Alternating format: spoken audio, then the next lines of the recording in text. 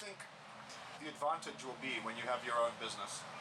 The advantage will be that I will grow up and when I have a daughter, she will no longer beg and have no money. At times she wants to go for a trip, I cannot afford even pocket money, okay? But I know one day with this shop, everything will be bigger than the thing.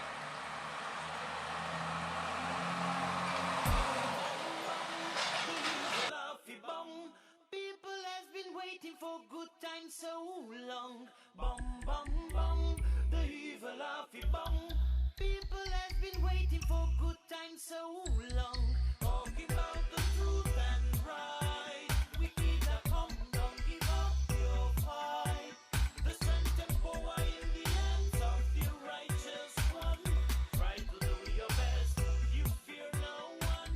We need to get secure for sure. In Kenya, nearly half the working population is self-employed. But for many people here, being your own boss is not so much a choice as a necessity. Regular jobs are hard to find, unstable, and often badly paid. But being self-employed comes with its own challenges. To find out more, I spoke to entrepreneurs, both in Nairobi and on the coast, about the advantages of being self-employed, the struggles they face along the way, and their hopes for the future. I was right in employment. This drives back to 2010 when I was still employed with a geothermal power producing company that is in Naivasha, Rift Valley. That is a farm that produces electricity in Rift Valley. So while I was there, I just saw the need of cushioning myself, starting a company. Even if I'm in employment, there's something, a side hustle for my life.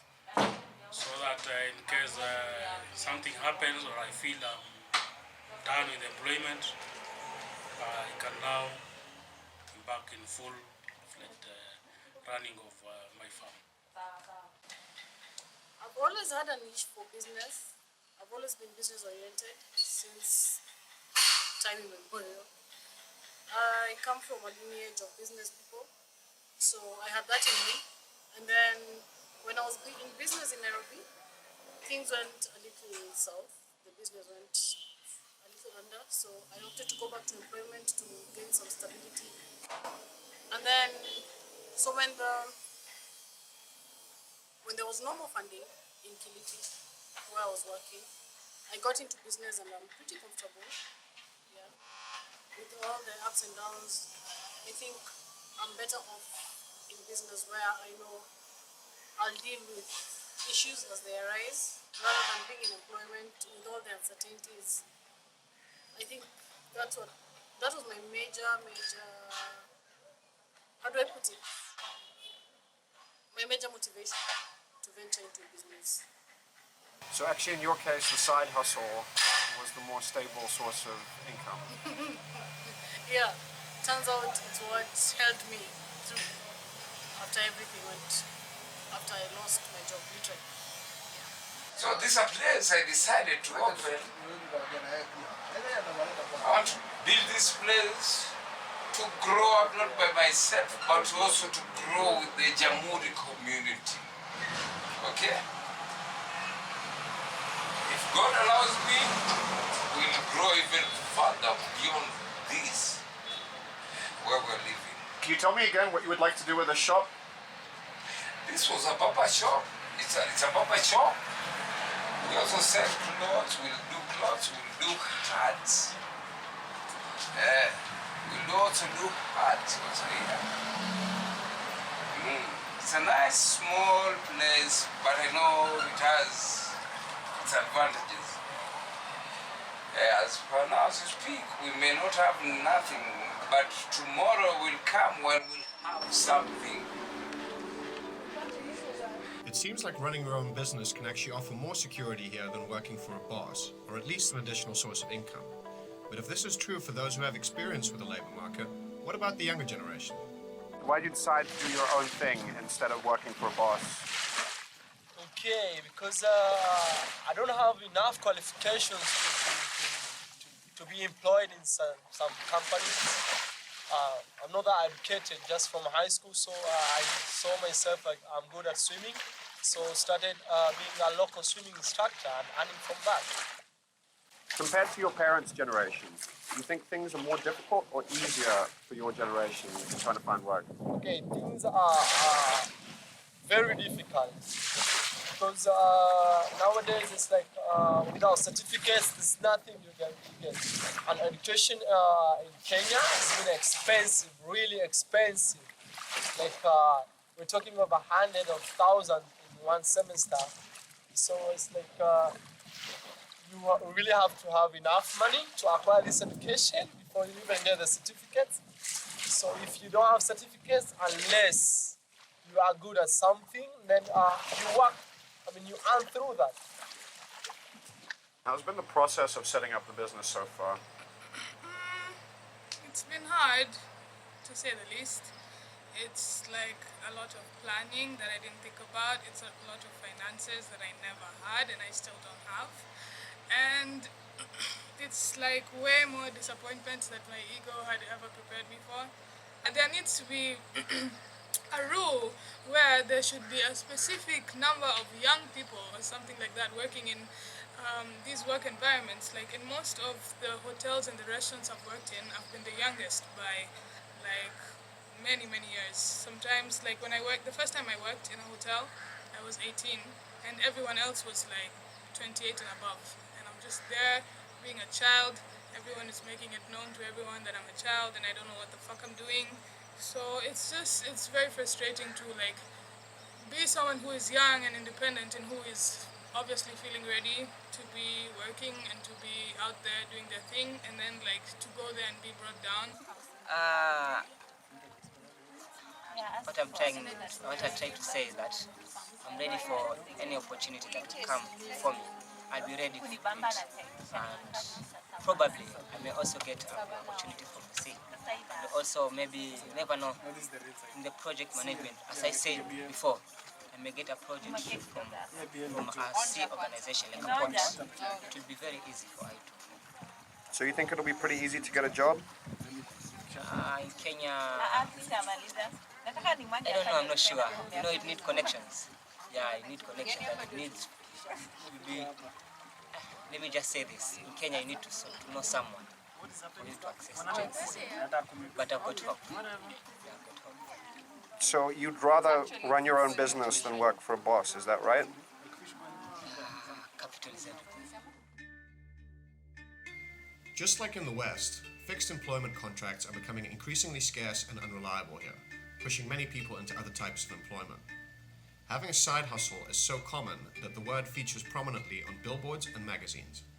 But whether you're a job seeker, an entrepreneur, or both, there are a lot of hurdles to cross. There are some disadvantages because now you see, like us, we are facing a lot of opposition from the big cartels, those people who have lorries. You know, they just pile them in the lorry, they fail. But we use hand carts, some clients even question, good people, I don't want my trash to be carried by hand carts. Why can't we get a loan? And you know, the county government privatize the garbage issue. So in fact, the government, they charge a lot of money annually. The license is an annual license. They need almost like 700,000 for you to register. And then they issue you the environmental license to collect and dispose of garbage. But the legal fee is so high for us. But you know, those who have big cars and they have a lot of clientele, they have money to just pay for the license because the income is huge.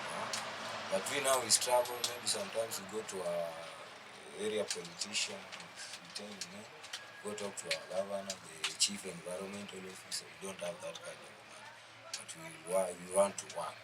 So we just give a little, then it covers us. There, when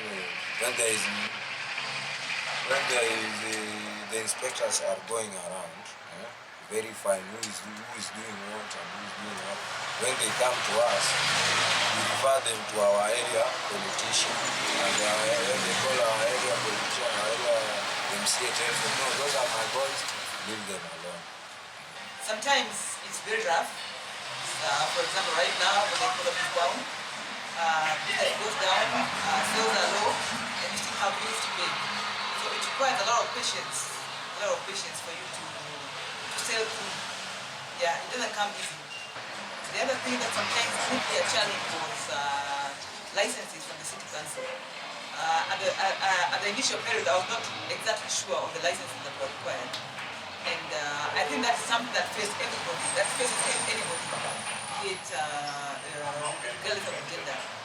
I was not aware of what kind of licenses were required, and the city council would harass me quite a lot, and not just me, because they came to every business around here.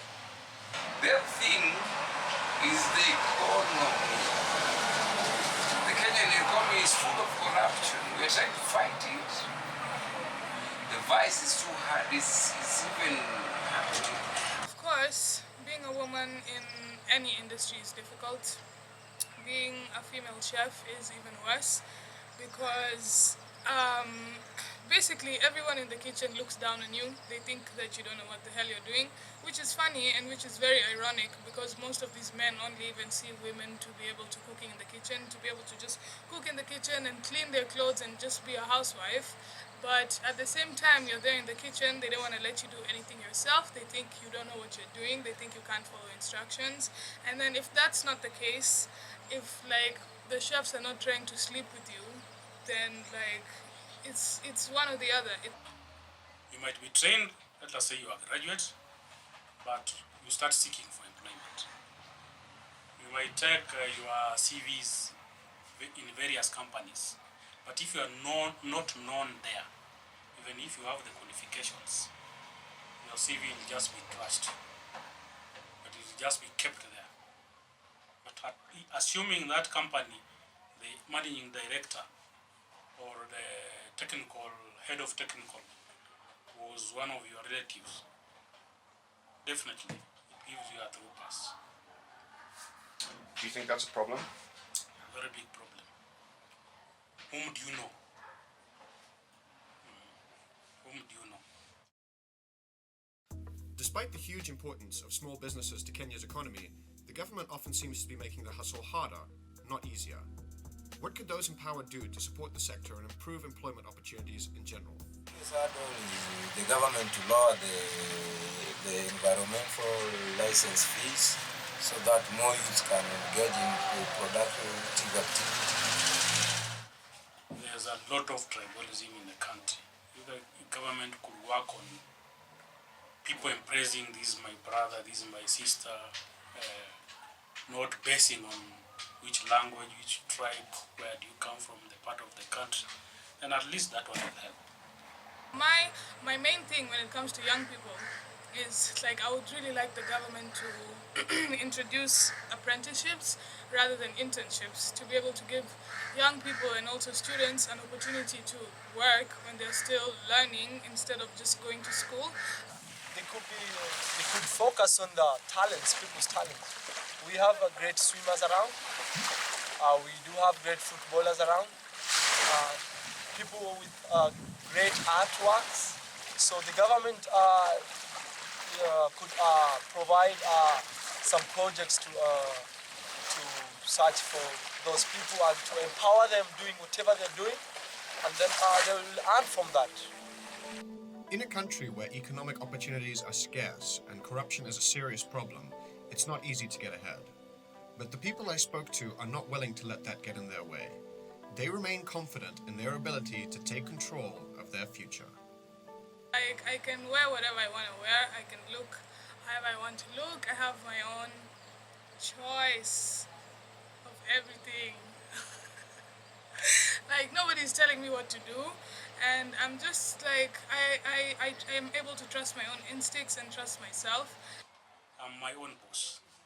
I can manage myself, and I can, whatever I get is my money. Is it worth it? I think so. When I get that kind of compliment from a customer, I think it's very satisfying, more than I would ever have got from any employer. Secondly, when I employ people here, and I make a difference in somebody's life, it also brings satisfaction to me. Knowing that I have moved so and so from point A to point B, I'm really happy about that. I do want to tell people that if you risk, you rise. If you rest, you rust. That's it. Just because you're not qualified in various fields or that you like, you don't have to sit there. There is something you can do, even if it earns you a little amount of money, but at least you are trying to risk maybe working in a very hard condition, or maybe working under your standards sometimes. So you just have to risk and you rise.